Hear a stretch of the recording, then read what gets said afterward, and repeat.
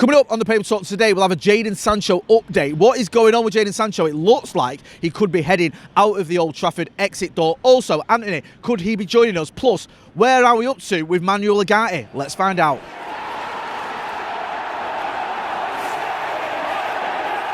Jay here for Stretford Paddock. This is the Paper Talk. As you can see, I'm outside Old Trafford and it's spitting. Get him in. Loads of stories to get through, including one about Jadon Sancho, Manuel Ugarte coming to Manchester United. What's the latest there? Adrien Rabiot, of course. Where would we be without an Adrien Rabiot story? We're going to get through all that, but before we do, make sure you are hitting like, share and subscribe. Subscribe to the channel. We want to get to 800,000 subscribers, and with your support we can get there. Let's start off by talking about Jadon Sancho. This story broke this morning. I think it's come from a journalist called Santi Auna, who writes for Foot Mercato. He's got around 291,000 followers on Twitter, so you think, okay, he's got a bit of clout there, unless he's bought them all. So you think he might have a little bit of credibility. He's saying that PSG have launched basically what is a contractual proposal for Jadon Sancho, whatever that means. And it remains to be seen what the price is going to be, what the deal is going to look like, whether it's going to be a loan or a permanent move. But they are sort of making an offer of some sort for Jadon Sancho, to take Jadon Sancho from Old Trafford to Paris. And according to the sort of reports, Jadon Sancho is open to the idea. Now, this seems like a happy solution to the Jadon Sancho problem, if I can call it that, because we know him and Erik ten Hag have sort of called this truce, but it can't be a happy relationship there. Jadon Sancho, since Erik ten Hag came in, he's had one season where for 3 months of the season he went off to the Netherlands to do his own training regime because things weren't quite right. What the nature of those things, we're not quite sure. Some talk of it being a mental issue, for want of a better expression. Others say it was a physical one. It's never quite been clear, but anyway, he went away, came back, everything seemed all right then. They seemed quite happy, sort of hugging and laughing on the touchline. Jadon Sancho seemed to be getting back to his best. However, then the following season, the wheels come off. Jadon Sancho is called out by Erik ten Hag. When Erik ten Hag is asked about him, to be fair, after the Arsenal game, says he's not putting the effort in training. Jadon Sancho severely spits his dummy out, takes to Twitter or X, posts about how he's been made a scapegoat. The manager's not happy. Jadon Sancho ends up sort of training with the children, eating his lunch separately from all his the first team staff. Goes back to Dortmund on loan. It seems like this is sort of the exit strategy. He'll go to Dortmund on loan, maybe that'll become permanent. It doesn't. Now he's come back. He played the other day, obviously, against Rangers. But you'd expect, I suspect anyway, that both Jadon Sancho and the manager just want him gone. I don't think this is going to have a happy ending in terms of him staying at Old Trafford and playing for Erik ten Hag and playing for Manchester United and doing well. And I'll be honest with you, I like Jadon Sancho as a footballer. I think he's very talented, and when he's on it, he's amazing. But I don't think he's been a success at all at Manchester United. I've been massively disappointed with him. You look at the way he was in that final season at Dortmund, not the one he's just had, the one before we bought him, where I think it was 36 goal involvements in 39 games. You look at some of those goals, you look at some of the skills he showed, helping Dortmund win the German Cup, helping him get into the Champions League. We've not seen that player at Manchester United. We've not seen it consistently anyway, and I think it'd be great if he did move on to Paris Saint-Germain. Let me know what you think. Get involved in the comments. Do you agree? I want to talk about another winger at Manchester United as well, Anthony. Now, there's sort of conflicting reports here about whether Anthony could be going, could he not. As it stands, it seems that Erik ten Hag is happy to keep Anthony and he wants to make him work. He gave an interview the other day, Erik ten Hag, where he spoke about Anthony's future, and he said his future lies at Old Trafford, and he admitted that there had been issues there. He said he had a very good start to his United career, I'm paraphrasing here, but it hadn't sort of continued. He hadn't had a good spell after that, and I think his last year in particular has been massively underwhelming. Now, I'm not a big fan of Anthony. I don't think he's good enough.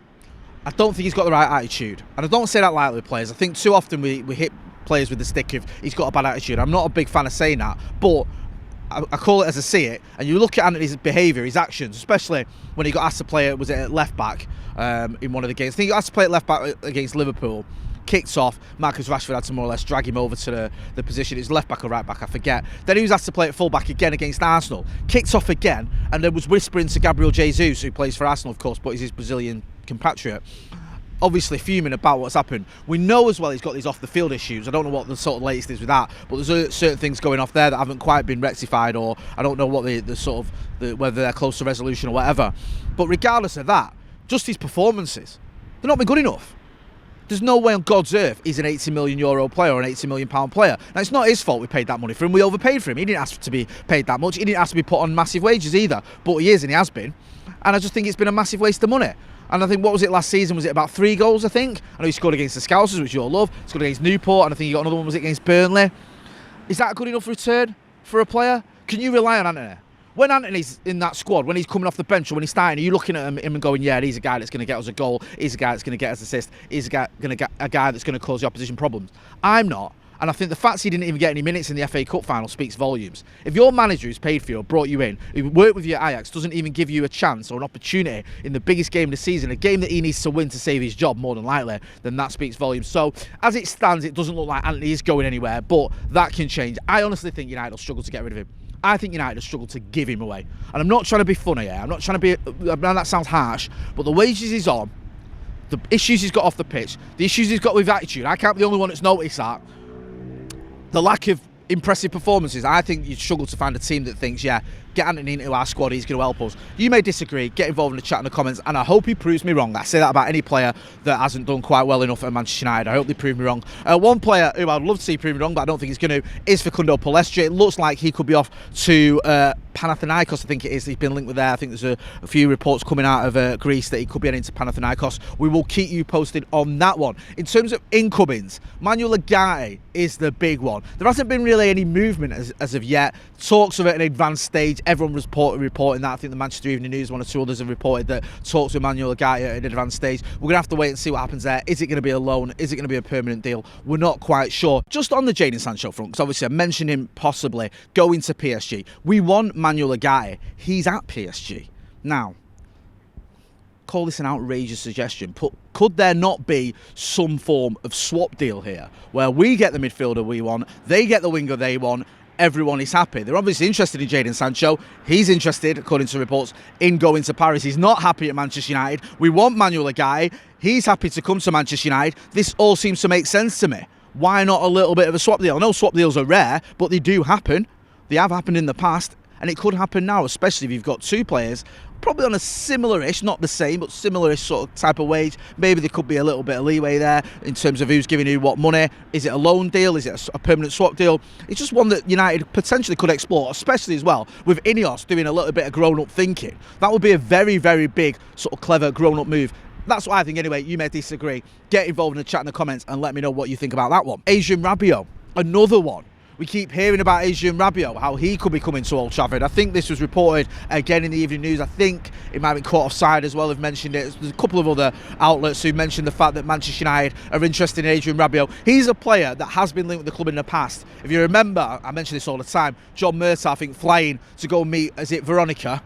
His mum, who's also his agent, to try and discuss terms. Didn't happen. Could it happen now? He's a free agent. He's not. He's been released, I think, or his contract's ended at Juventus, so he could be coming to Manchester United as free agent. We'll have to wait and see. It's one to keep an eye on. We don't know. There's all ifs and buts and maybes with that deal.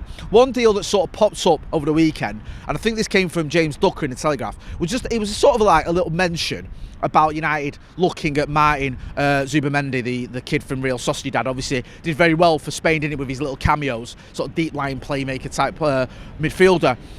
He's been linked with a move to Manchester United, not very heavily. This is more sort of, United are interested, United looking at him, everyone's jumped on it because he's such a good player. Do we see that happening? Probably not. One to keep an eye on. I'd be very surprised if you saw Martin Zubamendi here at Manchester United, here at Old Trafford, but I wouldn't complain if we did. Also, just before I end, I want to talk about Mason Mount. I think this one was in, is it HITC? Yeah? I mean, you could call this story SHIT, because I don't really believe it. It's talking about Mason Mount leaving this summer. Can't see it happening. We bought him last summer. He had a bit of an injury-ravaged season. We gave him the number 7 shirt. The manager that bought him is still here.